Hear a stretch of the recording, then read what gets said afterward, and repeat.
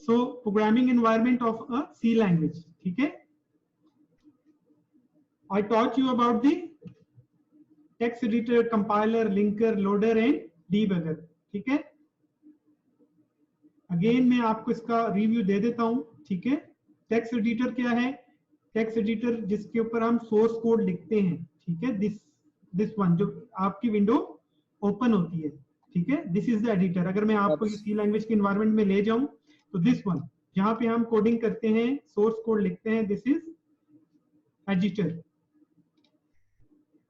Then compiler, compiler क्या करता है? The function of the compiler is to compile source code into object code. What is the source code? Source code वो जो है हम normal English में, high level English में right करते हैं, ठीक है। सर कंपाइल का मीनिंग क्या है? कंपाइलर का मतलब है कंपाइल कर देना, एक फॉर्म से दूसरी फॉर्म में लेके चले जाना उसको, ठीक है। उसको अकॉर्डिंगली कंपाइलर में सी लैंग्वेज इस्तेमाल होती है ना जी? कंपाइलर में सी लैंग्वेज इस्तेमाल होती है ना ज्यादातर जी। सी लैंग्वेज कंपाइलर एक सॉफ्टवेयर होता है जो कि सिंपल, ये इसकी डेफिनेशन है, कंपाइलर इज अ सॉफ्टवेयर जो कि हाई लेवल लैंग्वेज को मशीन लेवल लैंग्वेज में कन्वर्ट करता है। सी लैंग्वेज में भी यूज होता है और दूसरी लैंग्वेजेस में भी यूज हो सकता है, बिकॉज कि देखें हम जो अंडरस्टैंड करते हैं, we can understand this language, ये आप इजीली पढ़ सकते हैं ना। Int A B C sum whatever, अगर ये सारे जीरो जीरो जीरोस होते, थाउजेंड्स ऑफ जीरोस होते, तो कैसे आप अंडरस्टैंड करते, ठीक है। It is very very difficult for a human to understand binary code, ठीक है। तो कंपाइलर क्या करता है? कंपाइलर करता है कन्वर्ट कर देता है इस सारे को, ये मैं पहले भी बता चुका हूं आप लोगों को।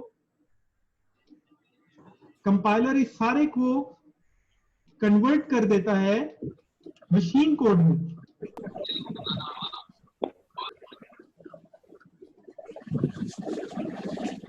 ठीक है, जो भी इसका बनेगा बाउंड्री में। तो ये कंपाइलर का वर्क है, बीच में कंपाइलर होता है, ठीक है, as a middle party.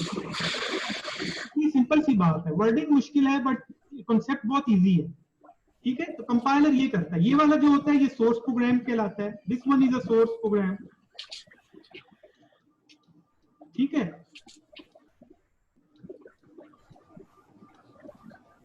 And this one is the object programme.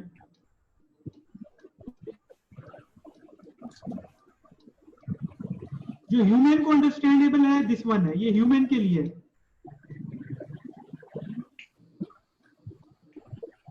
ठीक है। And this one is for computer, ये जो है वो कंप्यूटर के लिए। बस इतनी सी बात है, कंपाइलर ये वर्किंग करता है, ठीक है ना। होप के अंडरस्टैंड हो गया होगा आपको।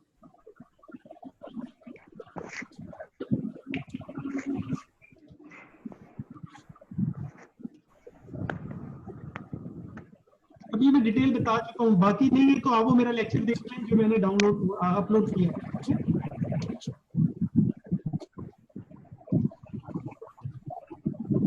सर ये जो कंपाइलर होता है ज्यादातर असेंबली लैंग्वेज अंडरस्टैंड करता है ना? असेंबली लैंग्वेज में भी कंपाइलिंग होती है बट उसका असम्बलर होता है, ठीक है। असम्बलर के नेम से, ठीक है। जो उसमें मिडिल पार्टी है, मिडिल सॉफ्टवेयर है, that is assembler. Working compiler वाली कर रहा होता है, ठीक।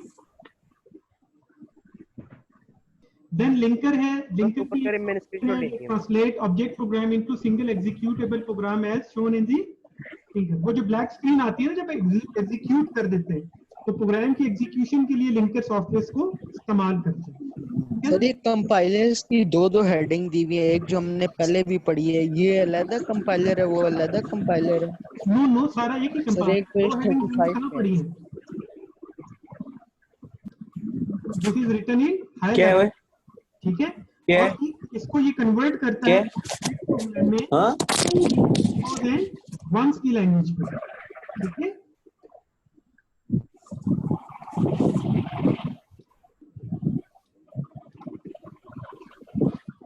Then loader, it is a software that loads the program into memory। यानी आपको पता है कोई भी प्रोग्राम क्या होता है, रैम में जाता है, रैम से फिर उसको एग्जीक्यूट करवाता है, ठीक है ना। Then we have a debugger। मैंने आपको बताया था अगर कोई एरर आता है तो बता देगा आपको कि इसके अंदर कोई एरर है। It is a software that executes। Sir Rafe के माइक से शोर आ रहा है।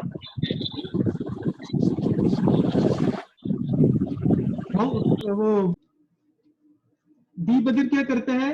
It is used for debugging, ठीक है, यानी कि आपके को एरर फाइंड आउट करके देता है, ठीक है। अगर प्रोग्राम में कोई एरर क्रिएट हो रहा है तो then debugger software help in finding the error. जैसे मैंने आपको लास्ट टाइम भी बताया था कि लेट्स से कि आप कोई मिस्टेक कर देते, ठीक है, यहां पर आप देखें कि नंबर साइन नहीं डाला हुआ,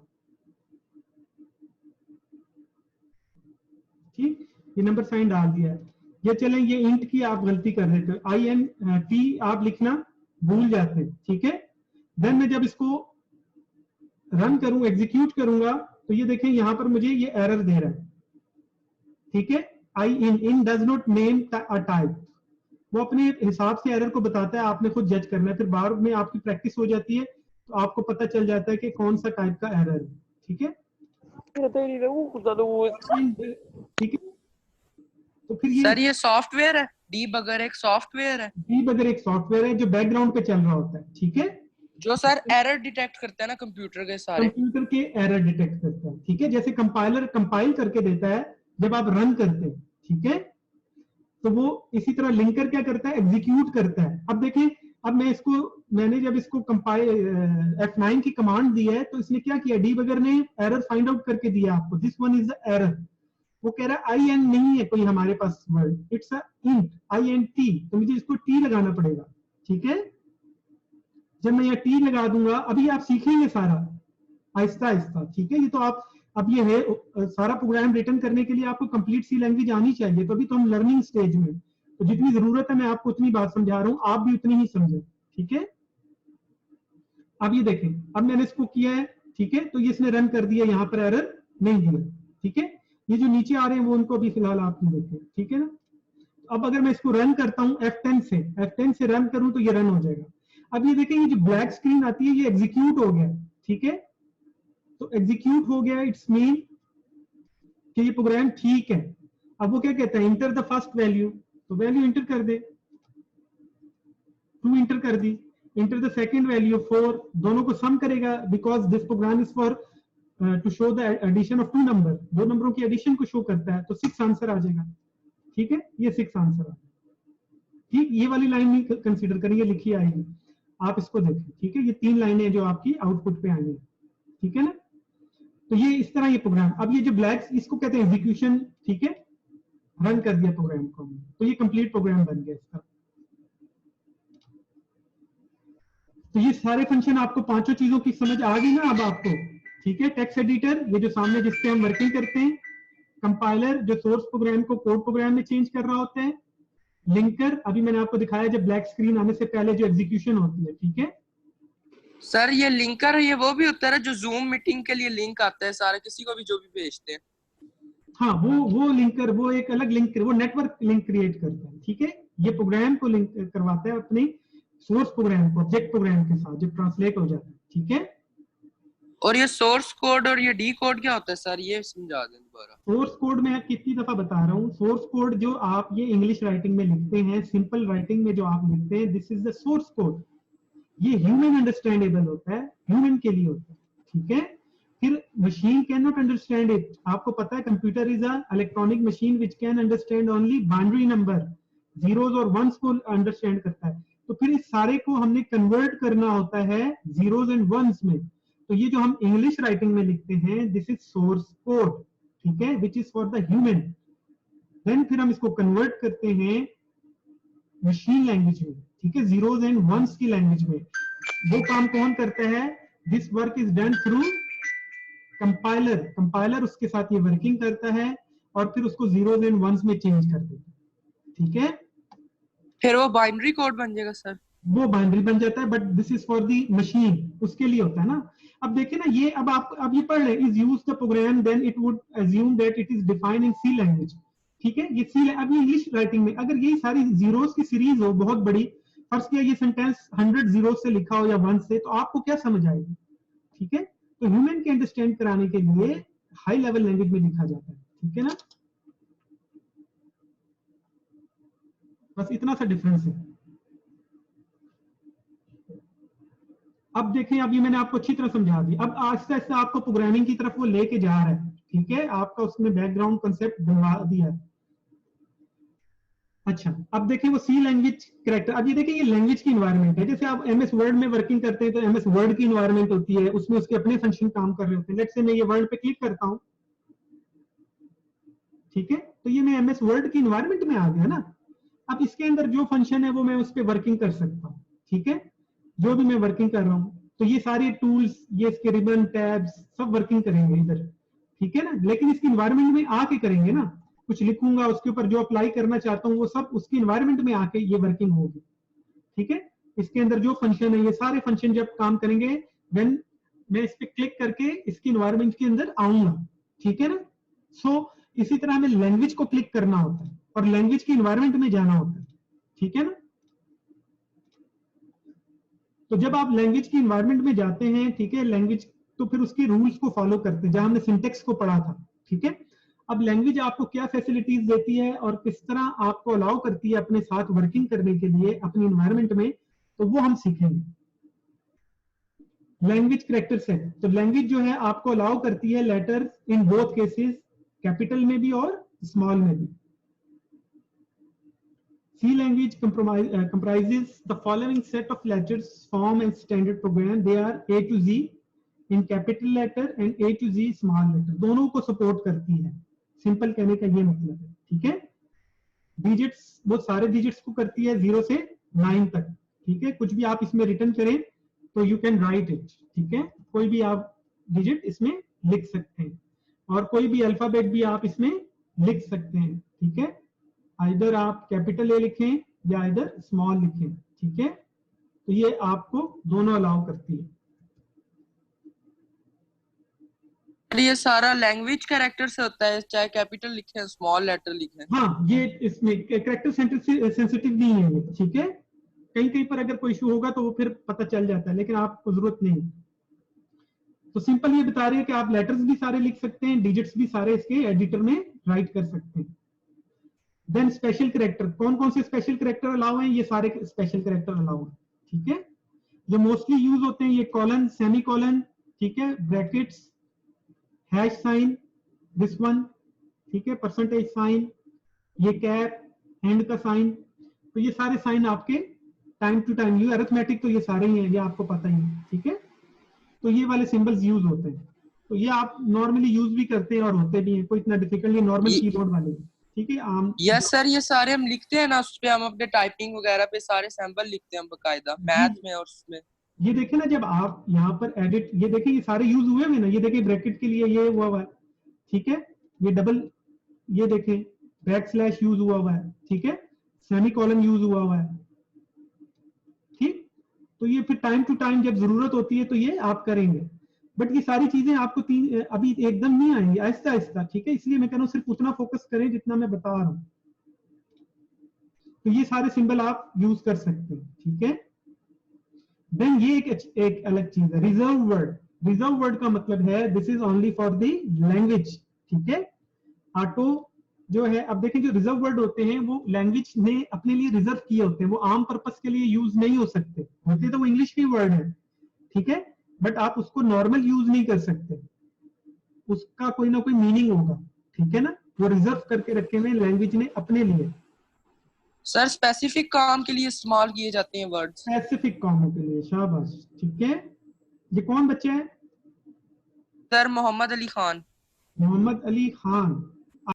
They have defined predefined use and cannot be used for any other purpose. देखें, they are the predefined, वो लैंग्वेज के बनाने वाले जो प्रोग्रामर्स हैं, जिनकी जो इसके ऑनर हैं, उन्होंने इन वर्ड्स को रिजर्व कर लिया अपने लिए, ठीक है। And they can not be use for any other purpose, वो और किसी पर्पस के लिए इस्तेमाल नहीं हो सकते, ठीक है। Reserve word are always written in lower case, ये भी याद रखना है आपने, यहाँ पर केस सेंसिटिविटी आ गई है, ठीक है। लोअर केस उसने बताया था ना, दोनों केसेस यूज कर सकते हैं, ए टू जी और ए, ठीक है। तो रिजर्व वर्ड जो है यू ऑलवेज, ये सारे देख ले किसमें लिखे हुए हैं, लोअर केस में लिखे हुए, ठीक है। There are 32 words defined as a reserve word in a C. अब ये भी ऑब्जेक्टिव के लिए इंपॉर्टेंट है, देखिए इसमें 2-3 बातें आ गई, ये जरूरी नहीं कि वो आपका एक्सरसाइज से ही ऑब्जेक्टिव बनाएगा, ठीक है। उसको ये प्रिविलेज है कि वो कहीं से भी ऑब्जेक्टिव बना सकता है बोर्ड एग्जाम के लिए। तो ये आपने याद रखना है कि 32 वर्ड्स जो हैं वो रिजर्व हैं फॉर द सी लैंग्वेज और लोअर केस में होते हैं, ठीक है। अब ऑब्जेक्टिव बना सकता है कि C language reserve word can be written as lower case A option, B upper case, C option lower and upper both, none of them. ठीक है, तो जिसने रट्टा लगाया होगा वो तो नहीं जवाब दे सकता, जिसको पता होगा वो पढ़ लिया होगा जिसने, वो आंसर कर दे। सो सर अगर स्कूल ना खुले तो फिर बोर्ड एग्जाम होंगे या ऑनलाइन क्लासेस? ये these are the reserve word. ठीक है, आपके पास ऑटो, ब्रेक, केस, स्ट्रक्चर, ठीक है, कांस्टेंट, डबल, ये सारे अब जो लैंग्वेज में है ये जो है स्पेशल पर्पस है। ठीक है, ये मैंने आपको बार बार बता भी दिया। चलिए थोड़ा सा कॉन्सेप्ट देने के लिए मैं आपको दे देता हूँ। जैसे मैंने आपको सिखाया था ना वेरिएबल डिफाइन करते हैं, जैसे ये मैंने एक वेरिएबल डिफाइन किया ना ए, वेरिएबल का मैं कोई भी नाम रख सकता हूँ। लेट्स से कि नंबर है तो मैं ए की जगह नम भी रख सकता हूँ यहाँ पे। ठीक है, मैं क्या लिख सकता हूँ, NUM, नम। ठीक है, नंबर को रिप्रेजेंट करेगा, एंटर दी फर्स्ट नंबर या फर्स्ट वैल्यू। अगर वैल्यू है तो मैं ये भी लिख सकता हूँ, I can write VAL, value. ठीक है, तो it's up to the coder या प्रोग्रामर के लिए मर्जी होती है कि वो किस तरह के वेरिएबल के नेम लिखता है। ठीक है, यूजर फ्रेंडली लिखिए, अंडरस्टैंडिंग में आसानी हो। इस तरह इजी हो जाता है जी, इस तरह इजी हो जाता है सर। हाँ, इस तरह इजी हो जाता है प्रोग्राम को अंडरस्टैंड करना, डीबग करना। लेकिन अब मैं कोई reserve word as a variable नहीं ले सकता। ठीक है, लेट्स से कि मैं ये नहीं ले सकता ऑटो। ठीक है, अब ये जो है ना ऑटो, ये देखें ये उसने ब्लैक कर दिया, जैसे इंट को ब्लैक किया है ना, ये इसका अपना वर्ड है। अब ऑटो जो है इट्स अ रिजर्व वर्ड, ये आपका as a variable name use नहीं किया जा सकता। ठीक है, तो रिजर्व वर्ड को फिर इसीलिए हम कहते हैं ये स्पेशल पर्पस होते हैं, उन्होंने अपने किसी इसका कोई मकसद होता है जो उन्होंने रखा होता है और लैंग्वेज में कहीं कहीं यूज होता है। जैसे ये सारे रिजर्व वर्ड है, प्रिंट एफ, ये लैंग्वेज ने रखा है, इसका कोई मीनिंग है, स्कैन एफ। ठीक है, ये सम नहीं, सम तो वेरिएबल है। ठीक है, इसी तरह ये इंक्लूड, ये सारे जो है रिजर्व वर्ड में। देन फिर ये एक इंपॉर्टेंट कॉन्सेप्ट आ जाता है header file, right. Header file क्या होती है कि C language contain a number of standard function in a library file that perform various tasks in a C program. These tasks include all the input operation and all the math operation. Library files contain header files and each header file contains a set of functions. अच्छा चले पढ़ने से तो आपको कुछ समझ नहीं I think आएगी। देखिए हेडर फाइल क्या करती है, आप जब C लैंग्वेज का प्रोग्राम बनाते हैं तो ये जो आपकी है फाइल्स हैं, ये studio.h स्टैंडर्ड इनपुट आउटपुट, ठीक है, conio.h जिसे हम कंसोल इनपुट एंड आउटपुट कहते हैं। ठीक, तो ये जो फाइल्स हैं ये हेडर फाइल्स के तौर पे यूज होती हैं, क्योंकि देखिए सी लैंग्वेज तो बहुत वास्ट लैंग्वेज है, आप इसमें किसी किस्म के भी प्रोग्राम बना सकते हैं। ठीक है, आइदर मैथ रेलेवेंट बना सकते हैं, कोई ज्योमेट्रिकल शेप डिजाइनिंग करने के हवाले से बना सकते हैं। ठीक है, इवन आप इसमें बहुत सी वर्किंग कर सकते हैं। तो आप सारे के सारे जो फंक्शन, अच्छा अब जब आपके प्रोग्राम डेवलप करते हैं तो फिर उसके अकॉर्डिंग उसकी फाइल भी आपको साथ उसमें इंक्लूड करनी पड़ती है।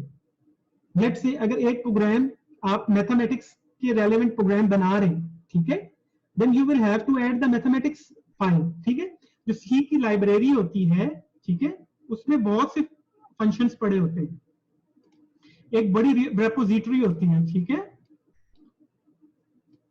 सी लैंग्वेज के अंदर, ठीक है, उसमें ये आपके ये स्टूडियो इनपुट और आउटपुट का फंक्शन भी पड़ा हुआ है। ठीक है, studio.h का भी फंक्शन पड़ा हुआ है, सॉरी conio.h का भी। इसी तरह मैथ्स की लाइब्रेरी होती है, ठीक है, मैथ्स के फंक्शन होते हैं, वो भी पड़ी होती है। तो अब लेट्स से कि अगर मैं कोई स्क्वायर रूट का प्रोग्राम बना रहा हूं, ठीक है, जिसमें स्क्वायर रूट फाइंड आउट करना है या फिर और कोई चीज ऐसी फाइंड आउट करनी है, ठीक है, जो मैथ्स के जिसमें फार्मूले इस्तेमाल होने, देन मुझे क्या करना होगा कि यहाँ पर मैथ्स की फिर मुझे मैथ्स की फाइल को भी इंक्लूड कराना पड़ेगा। ठीक है, मैं क्या लिखूंगा, इंक्लूड, ठीक है, नंबर साइन, ये नंबर साइन, ठीक है, इसको प्री प्रोसेसर डायरेक्टिव कहते हैं, ये भी पढ़ेंगे हम।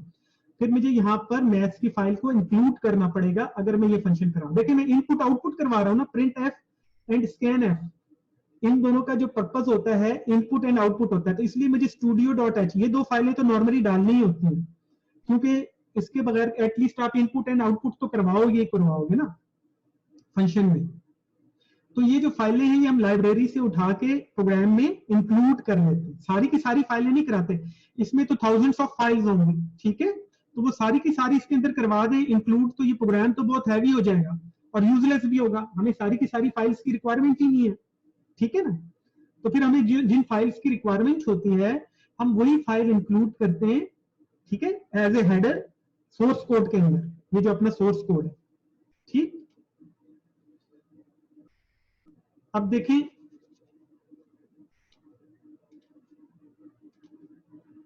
ये कॉन्सेप्ट समझना है आपने, ठीक है। अब मैं पढ़ता हूं, आपको अंडरस्टैंड हो जाएगा। C language contain a number of standard functions, ठीक है, in a library file that perform various task in a C program. ये सारे फंक्शन स्टूडियो वाले, कंसोल आईओ वाले, मैथ्स वाले, ठीक है, these tasks include all the input operations, ठीक है, and all the math operation. Library files contain header files and each header file contain a set of the function, ठीक है, ये हेडर फाइल लाइब्रेरी के अंदर हेडर फाइलें पड़ी होती हैं, ये पूरी एक लाइब्रेरी है, ठीक है, सी की जो बैकग्राउंड पे पड़ी होती है। Some commonly used function that are included in standard input and output, देखिए printf and scanf। अब ये फंक्शन तभी काम करेंगे जब ये फाइल डली होगी, अगर ये फाइल नहीं डली होती, ठीक है, ये फाइल देखिए, ये दोनों फंक्शन तब काम करेंगे जब ये वाली फाइल आपने इंक्लूड की होगी, अदरवाइज ये दोनों फंक्शन काम नहीं करेंगे, ठीक है। देखिए मैं उधर समझाता हूं, आप हमने क्या किया है, हमने इसको इंक्लूड करवाया स्टैंडर्ड इनपुट एंड आउटपुट, कि हम कोई सर मेरा क्लास चेंज करके सिग्नल नहीं आ रहे, मैं वापस ज्वाइन कर रहा हूँ सर। अच्छा, तो हम क्या करें, स्टैंडर्ड इनपुट एंड आउटपुट, ठीक है, हमने इस फंक्शन को इंक्लूड किया है।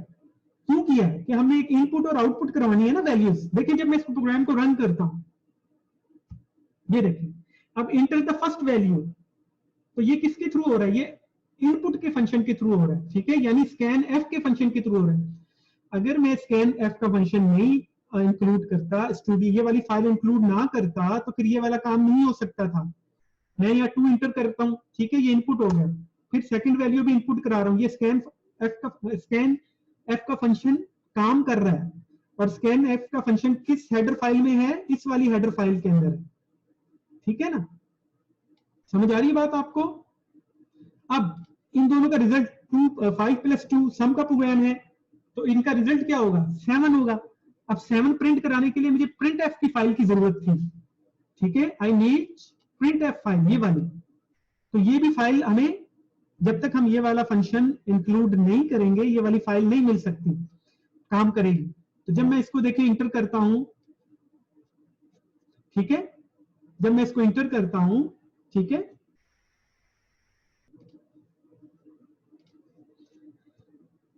तो ये देखिए रिजल्ट आ गया 7। तो ये 7 किसकी वजह से आया, प्रिंट एफ की कमांड की वजह से आया है, ठीक है। और प्रिंट एफ की जो कमांड है, जो फंक्शन है, वो किसके अंदर इंक्लूड है, स्टैंडर्ड इनपुट आउटपुट फंक्शन के अंदर मौजूद है। सर ये प्रिंट एफ दबाने से तो ये 7 कैसे आ गया? 7 तो उसने बैकग्राउंड पे इस कोडिंग पे काम किया है ना, ये कोडिंग, ये प्रोग्राम ही इसका ये लिखा हुआ है ना। 5 + 2 कितना होता है, 7। ये वाली लाइन काम कर गई। ए में क्या आया, 2। मैंने आपको एल्गोरिथम में बहुत ज्यादा समझाया है। ए में फर्स्ट वैल्यू आई 2, बी में सेकंड वैल्यू आई 5। 5 + 2 7। 7 किसको असाइन हुआ, सम को, तो रिजल्ट किसमें चला गया, सम में। तो मैंने किसको प्रिंट करा दिया, सम को। सम को प्रिंट कराया तो वो उसने सम प्रिंट कर दिया, ठीक है। तो ये आपकी हेडर फाइल है कि हेडर फाइल आपको इंक्लूड करनी पड़ती है।